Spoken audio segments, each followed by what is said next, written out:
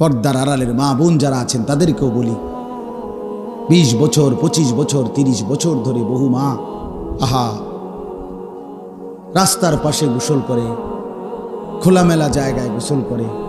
হায়া বলতে কিছু নাই, লজ্জা বলতে কিছু নাই, শরম বলতে কিছু নাই। যে নারীর হায়া নাই সে নারী না, মনে রাখেন। সরাসরি হাদিস, নবীজি বলছে নারী বলে কাকে, মহিলা কাকে বলে। রাসূলুল্লাহ সাল্লাল্লাহু আলাইহি সাল্লাম বলছেন আওরাত, যে নিজেকে আড়ালে রাখে, লুকিয়ে রাখে, পর্দায় রাখে, গোপন রাখে। খোদার কসম নবী বলছে তাকে বলেন নারী। এজন্য যে নারীর পর্দা নাই, যে নারীর হায়া নাই, সে কোনো নারী না,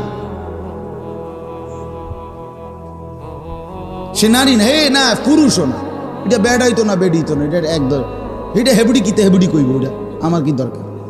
বেডি ডাক্তার দেখ বেডি কিতা, কথা বোঝেন নাই। রাসূলুল্লাহ সাল্লাল্লাহু আলাইহি সাল্লাম বলছে বেপর্দা নারী, বেহায়া নারী এটা কোনো কি না, নারী না। যা ইচ্ছা তাই হোক, কিন্তু এটা নারী না, নারী না।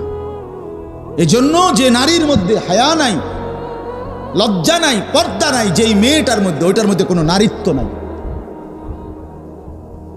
যার ইজ্জতের কদর নাই, সতীত্বের কদর নাই, পর্দার কদর নাই, খোদার কসম ওই নারীর মধ্যে নারীত্ব বলতে, নারী বলতে যেই বিষয় সেটা নাই।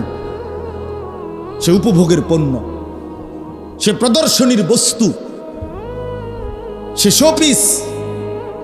মানুষ যেরকম আলমারির মধ্যে, শোকেসের মধ্যে কিছু মানুষের দেখার জন্য প্রদর্শনের মতো রাখে, এই নারী নিজেকে শোপিস বানায় নিছে যে আমি পৃথিবীতে আসছি শুধু পর পুরুষ আমারে দেখবে। নাউজুবিল্লাহ, আল্লাহ মাফ করে দেন।